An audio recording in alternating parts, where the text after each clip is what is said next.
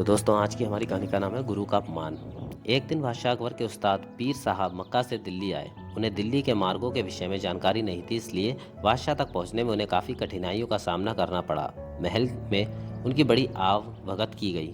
कुछ दिन आनंद पूर्वक रहकर पीर साहब वापस मक्का लौट गए। बीरबल, क्या तुम्हारे भी कोई गुरु हैं जैसे कि मेरे पीर साहब हैं? यदि हैं तो वे कहाँ रहते हैं? कहीं आते जाते हैं या नहीं?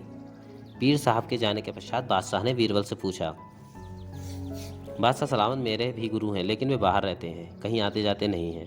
मेरे गुरुदेव अपनी ज़रूरत किसी को नहीं बताते और कभी किसी से कुछ नहीं लेते। रुपए पैसे का उन्हें कतई लोभ नहीं है, बीरबल ने जवाब दिया। यह सुनकर बीरबल के गुरु के प्रति बादशाह अकबर के मन में श्रद्धा उत्पन्न हुई।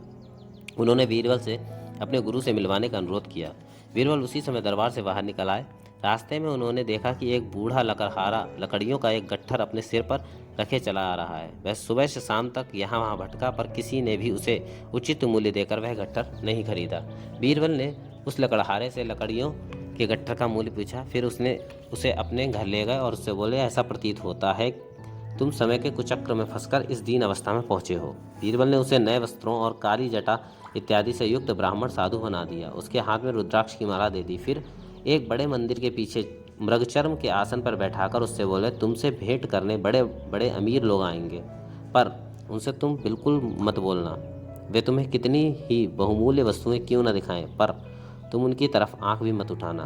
तुमसे कुछ भी पूछा जाए उसका जवाब मत देना। बस अपने ध्यान में रहना और सिर्फ माला जपते रहना। ध्यान रहे, यदि इसके अलावा तुमने कोई भी हरकत की तो तुम्हारी मौत निश्चित है, क्योंकि मैं छिपकर तुम्हारी हरकतों को देखता रहूंगा। लकड़हारे ने बीरबल की बातों को स्वीकार कर लिया। जब बीरबल को विश्वास हो गया कि वह भली भांति स्वांग कर सकता है, तब वे बादशाह अकबर के पास दरबार में गए। दरबार में उस समय सभी दरबारी उपस्थित थे।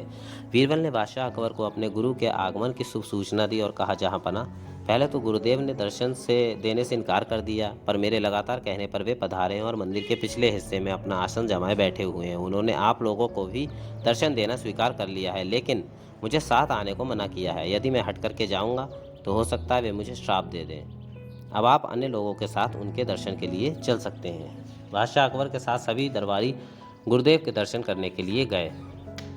बादशाह अकबर ने गुरुदेव के सामने जाकर आदर पूर्वक मस्तक झुकाया और उनसे पूछा, गुरुजी, आप अपना निवास स्थान तथा शुभ नाम इस तुच्छ सेवक को भी बताने की कृपा करें। गुरुदेव भी किसी ऐसे वैसे के चेले नहीं थे। उन्होंने बादशाह की बातें अनसुनी कर दी। बादशाह फिर बोले, भगवान, मैं सारे हिंदुस्तान का बादशाह हूँ और आपकी प्रत्येक इच्छा पूर्ण करने में समर्थ हूँ।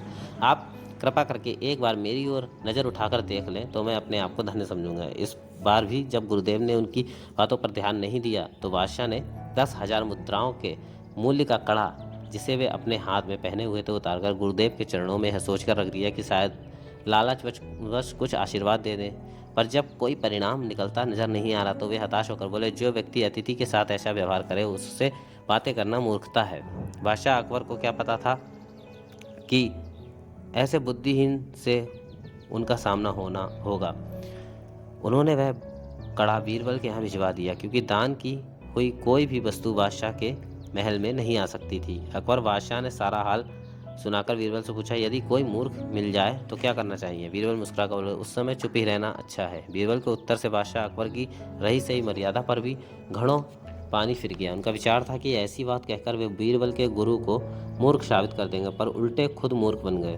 बादशाह अकबर को शांत देखकर बीरबल बोले, महाराज, मैंने पहले ही उनका स्वभाव आपको बताया था कि उन्हें रुपए पैसे का लालच नहीं है। महाराज, कभी किसी के दरवाजे पर वे नहीं जाते और मेरे बहुत कहने पर वे मिलने को राजी हुए थे। फिर आपने उन्हें क्यों लालच दिया?